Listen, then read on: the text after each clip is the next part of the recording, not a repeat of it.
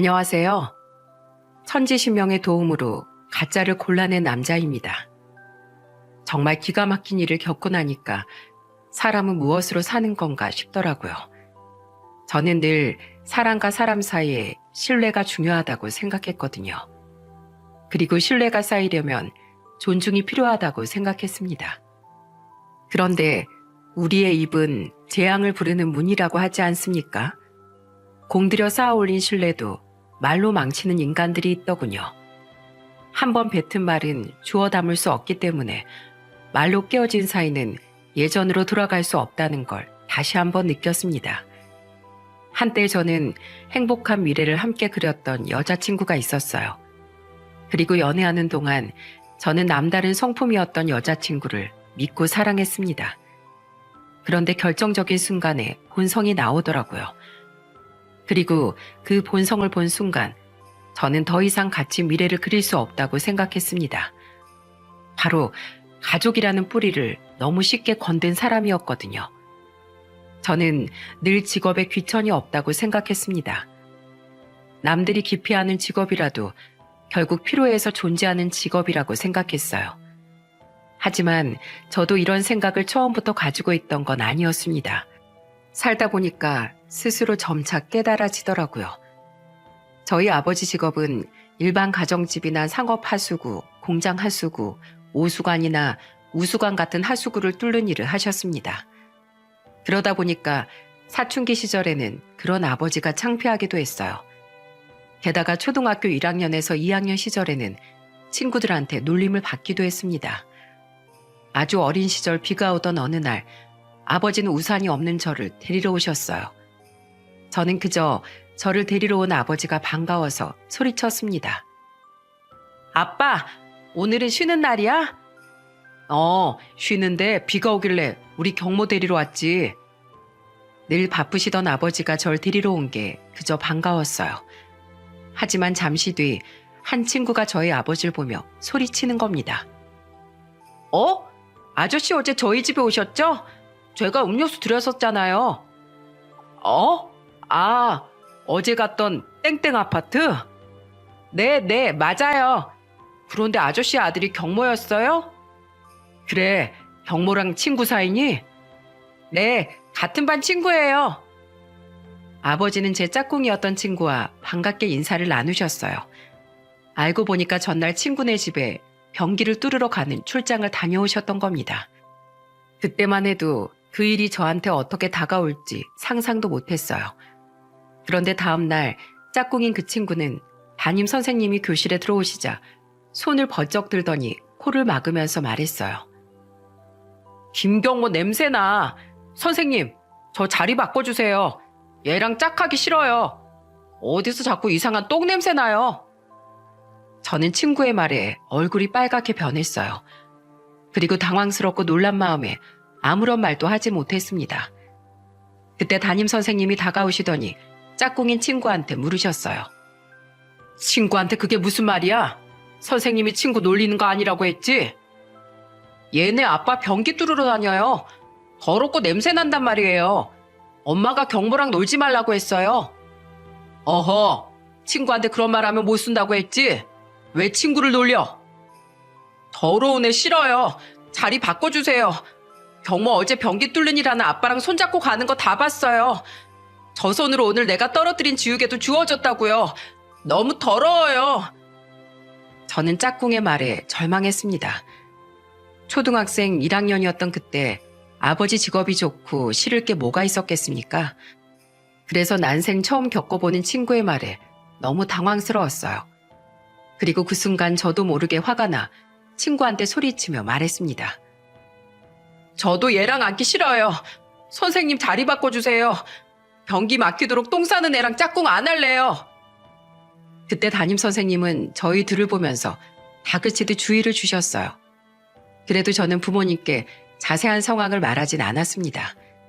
그때는 오로지 그 친구에 대한 화만 가득했어요. 그런데 친구는 학년이 바뀌기 전까지도 저를 집요하게 놀렸습니다. 제가 교실에 들어오면 그 친구는 일부러 코를 막으면서 소리쳤어요. 야, 김경모, 넌 그냥 화장실에 있어. 너도 거기가 더 편할 거 아니야. 뭐야? 이게? 결국 친구는 저를 밀치면서 소리쳤습니다. 뒤로 넘어진 저는 결국 친구와 치고받고 싸우게 된 거죠. 그래서 그때 어머니가 학교로 불려오시게 된 거예요. 담임 선생님한테 모든 이야기를 들은 어머니는 결국 그동안 제가 겪었던 일을 다 알게 되신 겁니다.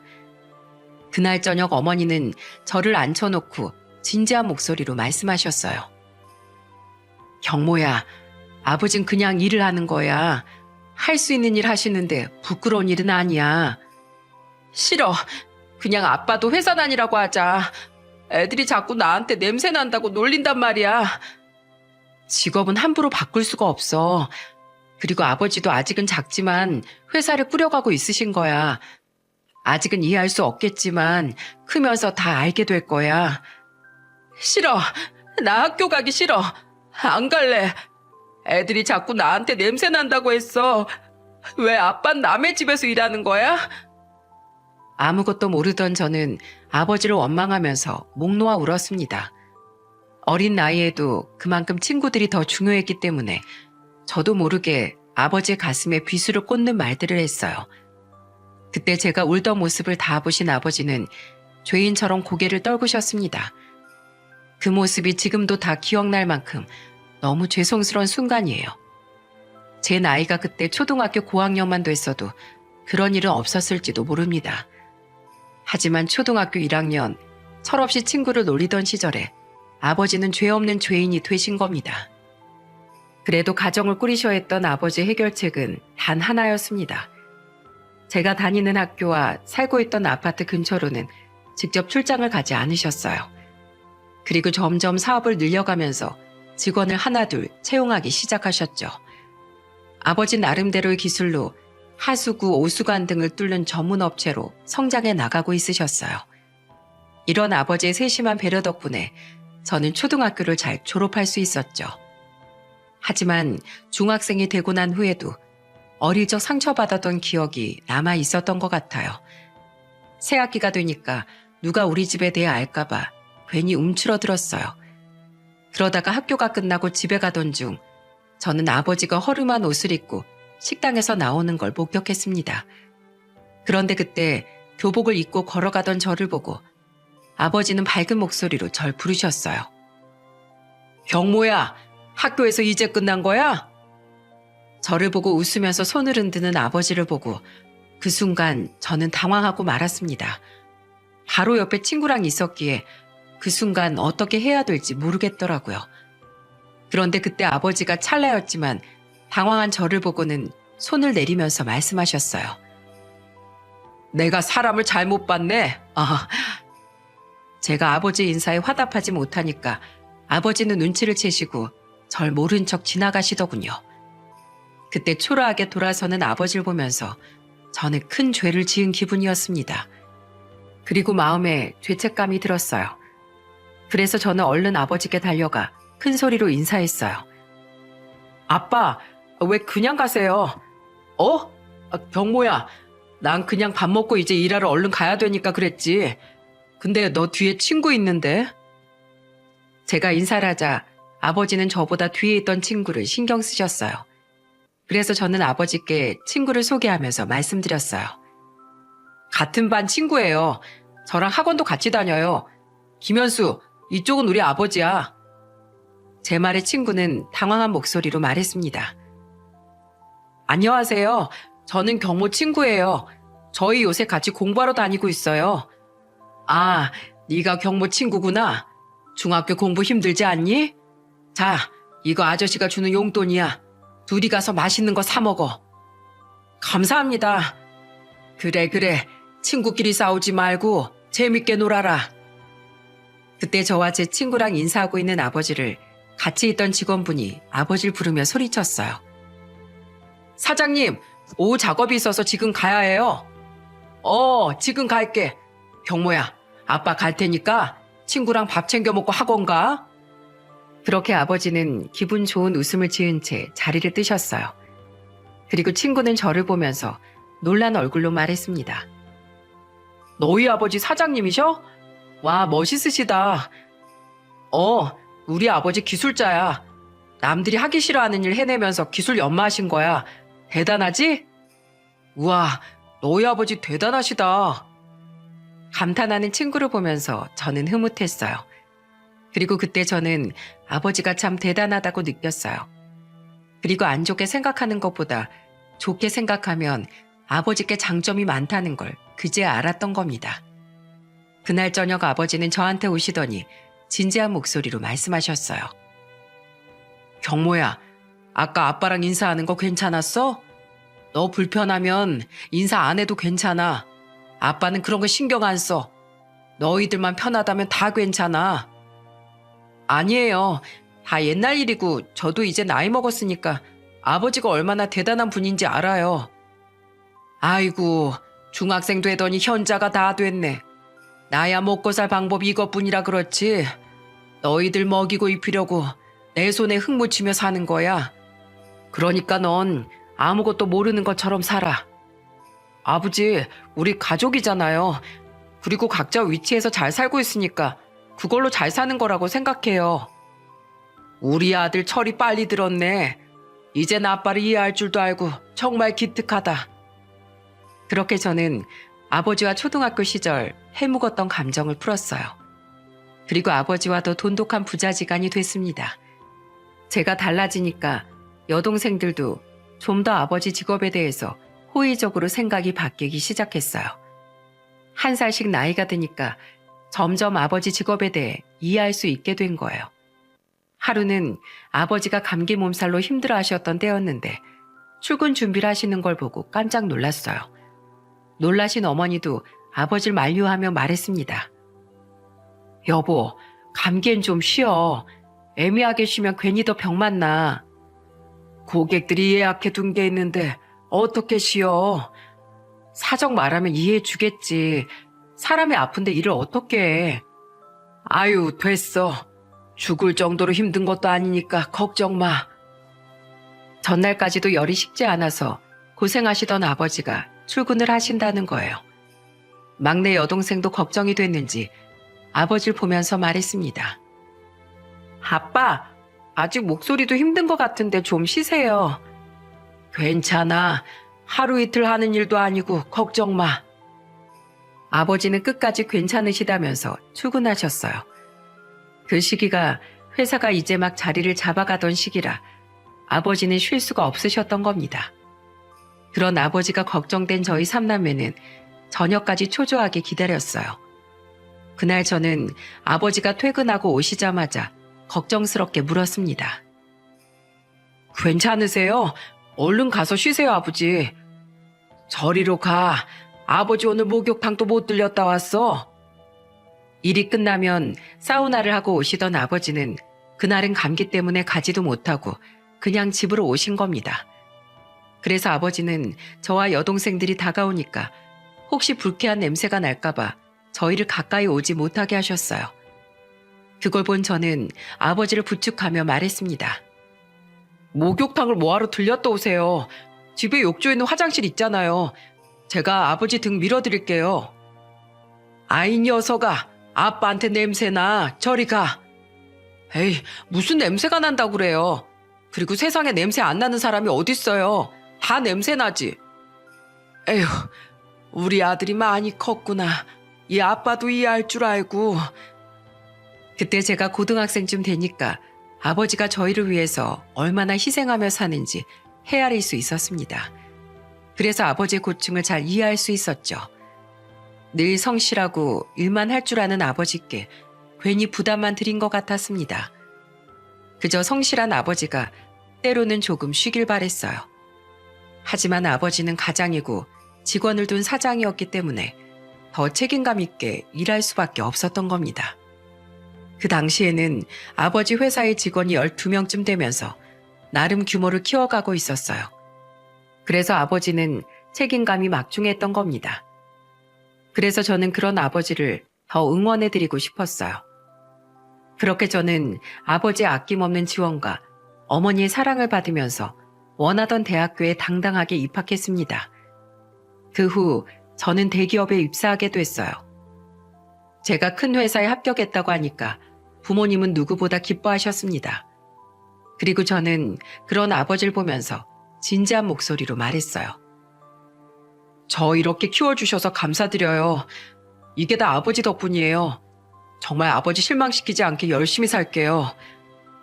난 바라는 거 아무것도 없다. 난 자식들만 잘 살면 만사가 형통한 사람이야. 그러니까 지금처럼 열심히 살아가다오. 아버지의 두툼한 손을 맞잡은 순간 저는 괜히 울컥했습니다. 그때 저는 거칠어진 아버지 손을 잡으며 열심히 살겠다고 다짐했어요. 그렇게 취업 후 아버지께 용돈을 드리기도 하면서 나름대로 효도하며 지내고 있었어요. 그러던 중 저는 회사 생활 5년 차에 결혼 생각이 들 만큼 좋았던 예비 아내를 만나게 된 겁니다. 강남의 한 미용실에서 부원장으로 일하던 예비 아내는 예상과 다르게 차분하고 조신한 모습이었어요. 처음에 말만 들었을 때는 성격이 조금 센 편일 거라고 예상했지만 생각보다 부드럽고 온화한 모습에 호기심이 생기더군요. 첫 만남에 밥을 먹고 나오는데 그때 날씨가 한겨울이었어요. 어색하게 걸어가고 있는데 예비 아내가 저를 보고 조심스럽게 말했습니다. 혹시 바쁘시지 않으시면 저 편의점 좀 잠시 다녀와도 될까요? 네, 그럼 저도 같이 가시죠. 그렇게 저는 영문도 모른 채 예비 아내와 편의점으로 들어갔어요. 그런데 예비 아내가 따뜻한 캔커피 2개를 사더니 주머니에 챙기더라고요.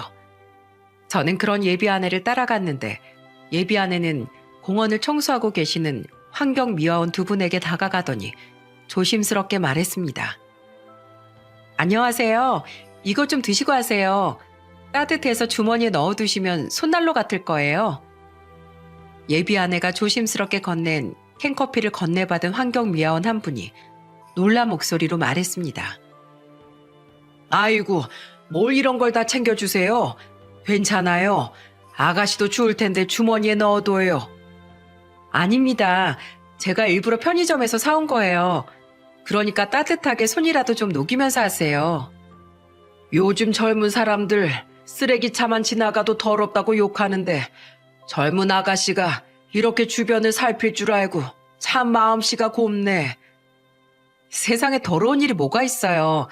다 필요한 일이잖아요. 아마 미화님들 안 계셨으면 이 거리도 볼품 없었을 거예요. 그만큼 거리를 빛내주시는 분들은 여기 계신 미화원 분들이시잖아요. 그렇게 말해주니까 내가 오늘 하루가 아주 뿌듯합니다. 너무 고마워요. 내가 캔커피로 손이 녹는 게 아니라 마음이 녹는 것 같네요. 생각지도 못한 예비 아내의 배려에 저도 깜짝 놀랐습니다. 그래서 예비 아내 같은 성격이면 저희 아버지의 특별한 직업도 이해해 줄 만한 사람이라고 생각했습니다. 그래서 저는 첫 만남에 예비 아내에 대한 호감이 올라갔어요. 그 후 저는 예비 아내와 여러 번 만나다가 연인 사이로 발전할 수 있었죠. 그리고 예비 아내는 정말 연애하는 동안에도 다정한 모습이었어요. 다른 사람을 배려할 줄도 알고 특히 어른 공경을 잘하는 사람이었습니다. 그때 저는 아내한테 궁금한 목소리로 물었어요. 넌 어른들 만나면 어색한 게 없는 것 같아. 집안의 어르신이랑 같이 살았어? 아니, 나 외동딸이야. 뭐? 정말? 난 외동일 줄은 몰랐어. 보통 외동은 이기적이라고 하던데 그것도 사람마다 다른가 봐. 그럼 사람마다 다 다르지. 내가 미용 처음 시작했을 때 독거노인분들 찾아가서 미용 봉사도 했었거든. 그걸 한 2년 다녔나? 그랬더니 나도 모르게 어르신들 보면 먼저 말도 걸고 농담도 자연스럽게 나오더라고. 미용 봉사도 다녔었어? 와, 진짜 대단하다. 난 회사만 다녀봐서 그런가 그런 봉사해볼 기회가 없었는데. 초보 미용사니까 이런저런 머리 만져보려고 다닌 거야. 그런데 정말 봉사하면서 배운 것도 많고 느낀 것도 많았어. 그래서 기회 되면 또 가보고 싶어. 우리가 가면 어르신들이 친손이 온 것처럼 반겨주시니까 나도 봉사가 아니라 고향 가는 것 같아. 진짜? 다음에 가게 되면 나도 같이 가자. 미용은 못해도 다른 거 도움될 만한 일이 있을 수 있잖아. 그래, 오빠도 봉사에 관심 있는지 몰랐네. 나중에 우리 같이 가보자. 진짜 좋은 경험 하게 될 거야. 그때 봉사활동까지 했었다는 예비 아내의 말에 사람이 달라 보였습니다. 그리고 그 이후로 예비 아내는 연애 기간이 길어질수록 저희 가족들도 살뜰히 챙겼어요. 그때만 해도 결혼 준비를 본격적으로 하기 전이었고 단순히 결혼을 전제로 만나고 있을 때였습니다. 그러다 보니까 예비 아내는 저희 아버지가 사업을 한다는 정도만 알고 있었어요. 예비 아내는 제가 일로 바빠서 깜빡 놓칠 만한 것들도 먼저 챙겨주며 말했습니다. 오빠, 오늘 아버님 생신이라며 설마 빈손으로 가는 거야? 아, 맞다. 아, 요새 야근으로 너무 바빠서 깜빡했네. 으이구, 그럴 줄 알았어. 내가 이런 상황을 미리 예상하고 케이크 사왔지. 이게 뭐야? 네가 사왔어? 내가 며칠 전에 미리 예약해뒀던 거야. 저번에 아버님 생신이 이쯤이라고 오빠가 말했었잖아. 그걸 기억하고 있었어? 그냥 지나가는 말로 했던 건데 그걸 기억하고 있던 거야? 중요한 날인데 기억해둬야지.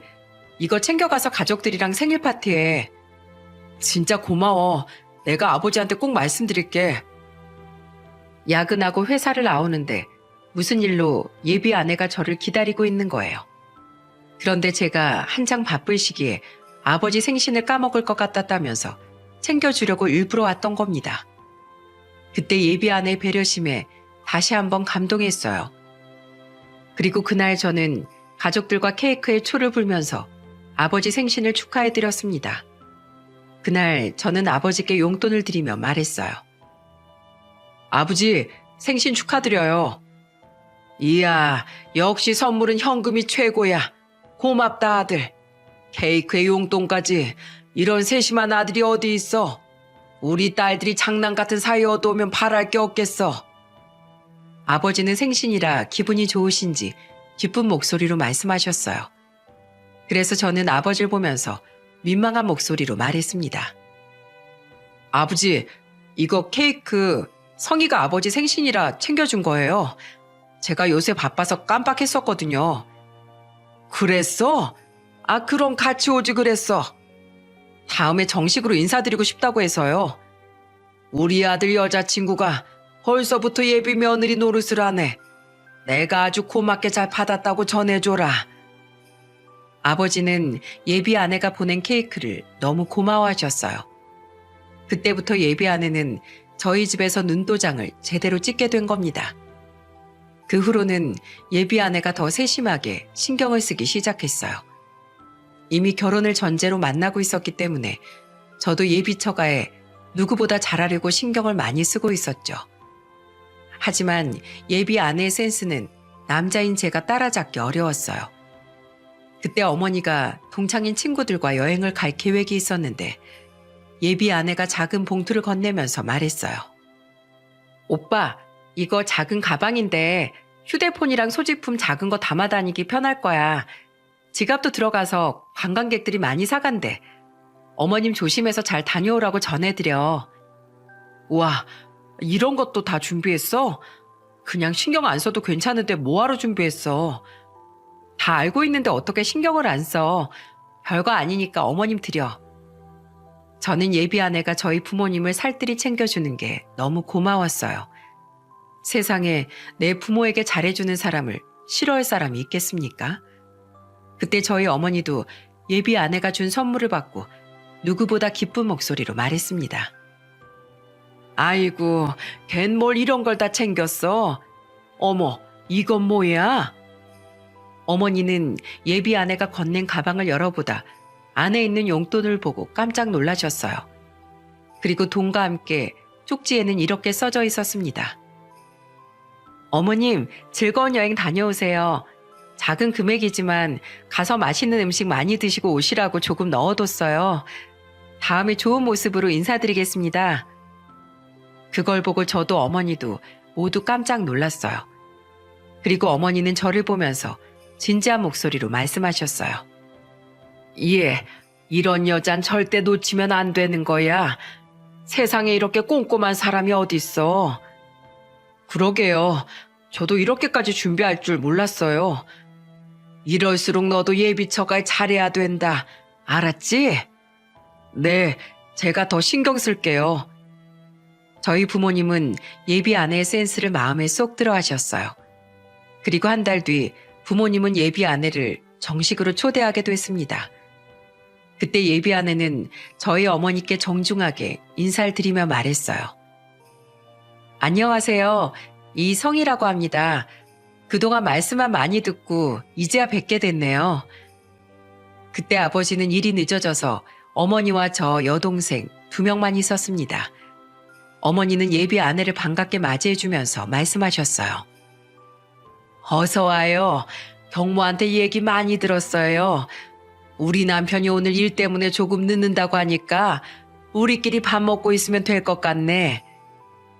어머니는 예비 아내를 주방으로 안내했어요. 그리고 여동생들도 예비 아내와 이런저런 대화를 나누며 화기애애한 분위기가 조성됐습니다. 그렇게 잠시 뒤 밥을 다 먹었을 때쯤 아버지가 오신 거예요. 아버지는 급하게 오셨는지 헝클어진 머리로 들어오셨습니다. 그리고 예비 아내를 보면서 반갑게 인사하면서 말했어요. 아이고, 내가 일하다 늦었지 뭐냐. 첫 만남에 내가 실례를 범했네. 아닙니다. 아버님 얼굴 뵌 것만으로도 저는 다행이라고 생각해요. 오늘 많이 바쁘셨나 봐요. 옷기도 잘못 접혀 있으신데요. 아이고, 내 정신 좀 봐. 오늘 공장 하수구 좀 보러 갔다가 정신없이 왔더니 차림도 엉망이네. 공장 하수구를 직접 보세요? 보통은 업체 부르지 않나요? 손재주가 엄청 좋으신가 봐요. 아니, 내가 하수관, 오수관, 변기 이런 거 뚫는 일을 하거든. 내가 하는 사업이니까 잘 안 뚫리는 건 직원들이 못 가고 내가 다니고 있어. 이래 봬도 내가 기술자야. 그때 아버지는 호탕하게 웃으면서 예비 아내한테 사업에 대해 말했습니다. 그런데 그 순간 예비 아내는 그런 아버지의 말을 듣고 묘하게 표정이 달라진 것 같았어요. 저는 갑자기 웃음기가 싹 사라진 예비 아내가 긴장해서 그런 줄 알았습니다. 하지만 그건 제 착각이었던 거예요. 간단하게 씻고 나오신 아버지는 예비 아내를 보면서 즐거운 목소리로 말씀하셨어요. 강남에서 미용실 한다고 했었나? 제가 직접 하는 건 아니고 그냥 부원장이에요. 그래도 대단하네. 깐깐한 강남 바닥에서 미용사 하는 게 쉽지 않을 텐데 아주 대단한 일 하고 있네. 미용사가 아니고 디자이너예요. 호칭을 정확하게 해주셔야 오해하는 일이 없죠. 오해? 무슨 오해를 내? 내가 강남 미용실이 어떻게 돌아가는지 몰라서 그랬지. 그래도 말은 아다르고 어다른 건데 정확하게 해주셔야죠. 그냥 사업한다고 하면 사무실 두고 일하는 건 줄 알잖아요. 뭐? 그게 무슨 말이냐? 아니에요. 하도 제 직업을 오해하는 사람들이 많아서 제가 예민했나 봐요. 갑자기 달라진 예비 아내의 차가운 말투에 분위기가 싸해졌어요. 그리고 그때 어머니는 분위기를 풀어보려고 과일을 가져오면서 말씀하셨습니다. 그래, 우리 예비 며느리 말이 맞지. 호칭은 제대로 해야 맞지. 자자, 우선 입가심으로 과일 좀 먹고 얘기해요. 어머니는 과일을 식탁에 올려두며 말씀하셨어요. 그런데 예비 아내가 코를 찡그리며 말하는 겁니다. 어머님 죄송한데요. 제가 유기농 과일만 먹어서요. 혹시 이거 농약 친 거예요? 이거? 마트에서 박스로 산 거야. 유기농은 아닌데 내가 아주 잘 씻어놨어. 아우 됐어요. 농약 냄새 나요. 이 냄새 안 나세요? 엄청 역한 냄새가 나요. 무슨 냄새가 난다고 그래? 난 잘 모르겠는데. 맨날 이상한 냄새만 맡고 살아서 그러신 거 아니에요? 그때 예비 아내의 말에 저는 황당했어요. 그런데 그 순간 둘째 여동생이 예비 아내를 보면서 소리쳤습니다. 지금 그게 무슨 말씀이세요? 엄마가 이상한 냄새만 맡고 산다뇨? 네? 저는 다른 뜻이 있는 게 아니라 가정주부시니까 워낙 여러 냄새를 맡을 것 같아서요. 그래서 그런 거예요. 아무튼 저는 유기농 과일 아니면 못 먹으니까 이만 가볼게요. 너무 피곤하고 힘드네요. 갑자기 집에 가겠다는 예비 아내를 보면서 저는 너무 당황스러웠어요. 그래서 황급히 예비 아내를 따라 나갔습니다. 그리고 예비 아내를 붙잡으면서 말했어요. 지금 이게 무슨 짓이야? 부모님께 제대로 인사드리고 와야지. 너무 힘들어서 그랬어. 내가 정말 유기농 아니면 못 먹는다니까? 아무리 그래도 지킬 건 지켜야지. 내가 너희 부모님 뵐 때 이렇게 무례하게 일어난 적 있었어? 없었잖아. 우리 부모님은 공무원 퇴직한 분들이셔. 그러니까 당연히 예의 있게 행동해야지. 그게 무슨 말도 안 되는 소리야? 그럼 우리 부모님한테는 막해도 된다는 거야? 저는 예비 아내의 말에 화가 나서 저도 모르게 소리쳤습니다. 그동안 저도 예비 처가의 예비 사위로서 충분히 예의를 갖춰서 행동했어요. 그런데 예비 아내가 부모님께 제대로 인사도 안 한 채 일어나는 걸 보고 너무 화가 났었습니다. 그전부터 아버지께 지적하듯이 말할 때부터 화가 났던 것 같아요. 제가 예비한테 따져 물으니까 그제서야 예비 아내는 미안한 목소리로 말했습니다. 내가 미안해. 내가 오늘 좀 예민해서 그랬어. 그럼 나한테 귀띔을 해주던지. 어떻게 부모님한테 그럴 수가 있어? 정말 미안해. 다음에 정중하게 사과드릴게. 그때 예비 아내의 행동은 너무 당황스러웠습니다. 결국 집으로 돌아온 제가 가족들에게 대신 사과를 했어요. 그러자 아버지는 저를 보면서 난감한 목소리로 말했습니다. 내가 오늘 너무 지저분하게 와서 그런 거 아니냐? 아니에요. 그런 걸로 편견 가질 사람 아니에요. 그리고 아버지가 도둑질 하다 오신 것도 아니고 일하다 오신 건데 뭐가 그렇게 안절부절이세요? 결혼할 때 집안 무시를 못하는 건데 내가 너희한테 괜한 걸림돌이 되는 건가 싶어서 그렇지. 아버지가 왜 걸림돌이에요? 저희 삼남매 아버지가 벌어오신 돈으로 이만큼 컸어요. 아버지는 걸림돌이 아니라 저희 가족한테 디딤돌 같은 존재예요. 아버지 아니었으면 이만큼 살지도 못했어요. 고맙다. 내 인생 그 말로 위로받는 것 같네. 아버지는 예비 아내의 마지막 표정이 마음에 걸리는 듯 싶었습니다. 그때 예비 아내는 전화로라도 부모님께 사과드리고 싶다며 사과의 마음을 전했어요. 그리고 며칠 뒤 예비 장모와 예비 아내 저 이렇게 셋이 밥을 먹었던 적이 있었습니다. 예비 장모가 상견례 전 물어볼 게 있다면서 잡았던 자리였어요. 그리고 그때 예비 장모는 저한테 정말 궁금한 목소리로 이런 말씀을 하셨어요. 사업하는 집안이라길래 내가 궁금해서 참을 수가 있었어야지. 네? 큰 사업은 아니고 직원이 한 12명 정도인 회사예요. 땡땡 환경이라고 공장 하수구나 상업시설, 가정에 있는 하수구나 변기 뚫는 일이에요. 땡땡 환경? 청소일인가? 청소라기보단 전문 장비로 작업하는 일이에요.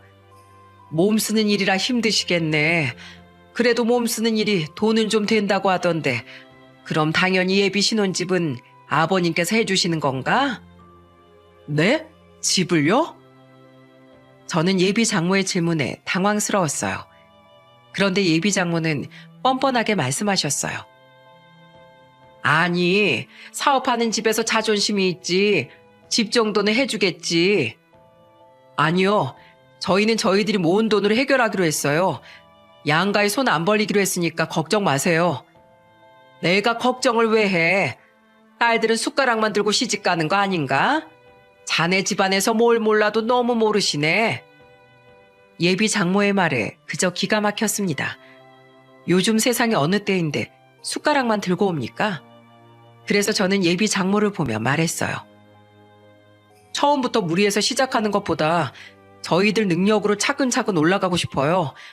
어떻게 시작부터 다 갖추고 살겠어요. 그러니까 저희 믿어주시고 염려 마세요. 사업한다고 말만 번지를 했네. 저는 한 번도 어머님께 집을 해간다고 약속드린 적이 없는데 왜 자꾸 그렇게 말씀하세요? 아니, 우리 딸이 사업하는 집안이라고 엄청 떠들길래 뭐 대단한 거라도 주는 줄 알았지. 상견례에서 다 같이 하는 것보다 이렇게 따로 먼저 얘기해보고 싶어서 그랬어. 아니요, 저는 아버지가 주신다고 해도 제 힘으로 시작할 겁니다. 제가 이렇게 말하자 예비 아내는 당황한 표정으로 앉아있더라고요. 그때부터 예비 아내와 결혼 준비가 삐걱거리기 시작했습니다. 그러던 중에 정말 예상치 못한 순간에 예비 아내의 가면이 벗겨지고 말았어요. 그리고 그 가면이 벗겨진 예비 아내의 진짜 인성은 정말 추악했습니다. 아버지가 어느 날 화가 난 목소리로 저한테 막 화를 내며 전화를 하신 거예요. 너 지금 어디야? 얼른 집으로 좀 와라. 처음 듣는 아버지의 화난 목소리에 저는 놀라서 집으로 달려갔습니다. 그리고 집에 가자마자 아버지는 저를 앉혀놓고 화난 목소리로 말씀하셨어요. 내가 오늘 강남에 작업하러 갔다가 무슨 수모를 당했는지 알아? 오늘 무슨 일 있으셨어요? 대체 왜 그러세요, 아버지? 오늘 내가 강남에 있는 건물 변기 뚫으러 갔다가 거기서 예비 며느리를 봤어. 그런데 걔가 아주 내가 인사 한 번 했다고 날 개무시하더라. 저는 그때 아버지의 말에 입이 떡 벌어졌습니다. 아버지의 말을 들어보니까 그날 아버지는 강남의 한 건물에 갔다가 예비 아내를 마주쳤다고 했어요. 그런데 아버지는 어려운 작업이다 보니까 직원 한 명과 같이 작업을 하러 가신 겁니다. 그런데 하필이면 그 건물이 예비 아내가 일하는 미용실이 있는 곳이었던 거예요. 그렇게 작업을 마치고 나오던 아버지는 작업을 정리하고 가려던 중에 예비 아내를 마주친 거죠. 그래서 반가운 마음에 예비 아내를 보면서 반갑게 인사하셨다고 하셨습니다. 이게 누구야? 우리 예비 며느리네. 너 여기서 일하는 거였어? 이야, 미용실 근사하구나. 뭐예요? 여기가 어디라고 있으신 거예요? 당장 가세요. 아버지는 반가운 목소리로 인사했는데 예비 아내는 사색이 된 얼굴로 퉁명스럽게 말했다고 하는 겁니다. 그래서 아버지는 당황스러운 목소리로 예비 아내한테 설명했다고 했어요. 난 여기 변기가 막혔다고 해서 뚫으러 왔다. 근데 너 말버릇이 그게 뭐니? 당장 가라니. 지금 직원들 여기 쳐다보고 있는 거 안 보여요? 그리고 아직 결혼도 안 했는데 예비 며느리라고 부르면서 아는 척 좀 하지 마세요. 뭐야? 너 원래 이런 애였니? 네, 원래 이런 애였어요. 변기 뚫는 집안에 시집 간다고 광고할 일 있어요? 제 얼굴에 먹칠하지 말고 당장 가세요.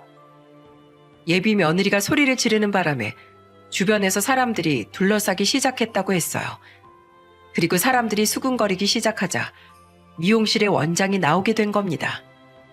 그때 아버지는 예비 며느리의 실체에 큰 상처를 받고 어이없는 목소리로 말씀하셨다고 해요. 내가 사람을 잘못 봤네. 그동안 내가 아주 사람을 제대로 잘못 봤어. 예비 아내는 변기를 뚫고 나오는 아버지가 하찮은 직업을 가졌다고 생각했던 거예요. 그런데 그 순간 오만한 예비 아내의 생각에 태클을 걸어줄 인물이 등장했어요. 바로 미용실 원장이었습니다. 그 원장은 아버지와 예비 아내를 보면서 말했다고 했어요. 이게 무슨 소란이에요? 실례지만 무슨 일이 있으신가요? 그때 원장은 아버지를 보며 말했고 아버지가 무슨 말을 하려던 순간에 원장이 손뼉을 치며 말했다고 했습니다. 혹시 성함이 김상주 아저씨 맞으세요? 맞는데요. 누구? 아니, 넌 민경이 아니니? 네, 맞아요. 민경이에요. 아이고, 이 아버지 장례식장에서 마지막으로 보고 이게 20년 만에 보네. 그동안 잘 지내셨어요? 아니, 근데 여기서 이게 무슨 일이세요? 그게 아니라 난 여기 변기가 막혔다고 접수가 들어와서 왔다가 며느리 되레를 마주쳐서 인사했더니 기겁을 하더구나. 내가 변기나 뚫는 하찮은 직업이라서 그랬나 봐. 아버지의 말에 원장은 믿을 수 없는 표정을 지었다고 했어요. 그러더니 원장은 예비 아내를 보며 호통을 치며 말했다고 했습니다. 성희 씨, 내가 항상 그 입 조심하라고 했죠?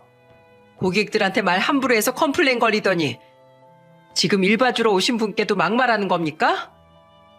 그게 아니라 저도 당황해서 그랬어요. 무슨 당황이요? 예비 시아버지한테 이렇게 막말해도 되는 거예요? 내가 성희 씨 실력 하나 보고 불친절하다고 컴플레인 걸리는 것도 다 참고 있는 거 알아요? 그걸 알면 사람이 달라질 생각을 해야지. 이게 뭡니까? 이렇게 상도덕 없는 사람이었어요? 원장이 소리를 지르면서 말하자 아버지는 난감한 목소리로 말했다고 했습니다. 민경아, 내가 잘못 온 것 같다. 다음엔 내가 이 건물 안 오마. 무슨 소리세요? 짚고 넘어갈 건 제대로 짚고 넘어가야죠. 성희 씨, 당장 사과드려. 어서! 고개를 푹 숙이고 있던 예비 아내한테 원장이 소리치니까 그제야 아버지한테 사과하며 말했다고 했어요. 저도 놀라서 그랬어요. 아버지가 거기서 나올 줄 몰랐다니까요. 다른 직원들은 제가 대기업 다니는 남편에 사업하는 집안으로 시집간다고 얼마나 부러워하는데요. 그런데 아버님이 거기서 나타나니까 너무 당황해서 그랬어요. 뭐? 창피해? 그래, 네 마음 잘 알았다. 하지만 이 결혼은 내가 다시 생각해 봐야겠다. 그렇게 아버지는 미용실 앞에서 예비 며느리와 한바탕 하고 원장과 같이 밥을 먹으러 갔다고 했습니다. 그리고 그 원장은 아버지께 식사를 대접하며 말했다고 했어요. 그때 저희 아버지 사업 망했을 때 아저씨가 많이 도와주셨잖아요. 근데 제가 이렇게 도움드리게 될 줄 몰랐네요. 정말 다행이에요. 내가 무슨 도움을 줬다고 그래. 에이, 친구 사이에 보증서 주고 생활비 대주는 게 쉬운 줄 아세요? 제가 나이 들어보니까 친할수록 더 돈 거래는 안 하게 되더라고요. 그래서 그때 저한테 용돈 주시던 아저씨께 참 감사했어요. 다 지난 일인데 뭘. 이런 강남 바닥에서 미용실도 차리고 너도 성공했네. 아버지가 보셨으면 좋아하셨을 텐데. 저도 나이가 지금 거의 50이 다 됐어요. 그런데 제 미용실 부원장이 예비 며느리인 줄은 꿈에도 몰랐네요. 나도 놀랬지 뭐야. 내가 오늘 그동안 몰랐던 실체를 제대로 본 것 같아. 제가 아저씨한테 이건 솔직하게 좀 말씀드려야겠어요. 엄청난 거라도 숨겨져 있는 거야? 그럼요. 저는 성희 씨 실력만 보고 데리고 있는 건데 가족이었으면 가만 안 뒀어요. 맨날 고객들하고 싸우고 새로 들어오는 직원한테 갑질하고 해서 다 그만두고 난리도 아니에요. 뭐야? 그런 성격이면 같이 일하기 힘든 거 아니야? 또 머리를 너무 잘하니까 단골 연예인도 있어서 그냥 지켜보고 있었죠. 근데 오늘 보니까 저도 심각하게 고민되네요. 알고 보니까 예비 아내는 인성 안 좋기로 소문난 그런 사람이었던 거예요. 그래서 아버지가 이 모든 걸 직접 겪고 저한테 다 말씀해 주신 겁니다. 그래서 저는 너무 화가 나서 바로 예비 아내를 찾아가 화를 내며 소리쳤어요. 네가 감히 우리 아버지한테 그런 말을 할 수 있어? 감히 아버지를 무시해? 변기 뚫는 게 뭐가 어때서? 우리 아버지 정말 하늘을 우러러 한 점 부끄러움 없이 사신 분이야. 네가 알기나 해? 오빠 미안해. 내가 진짜 그때 당황해서 그랬어. 정말이야. 냄새도 너무 나서 힘들었다니까. 아니, 넌 보통 인성이 아니야. 어떻게 우리 아버지한테 그럴 수가 있어? 나는 너 절대로 용서 못해.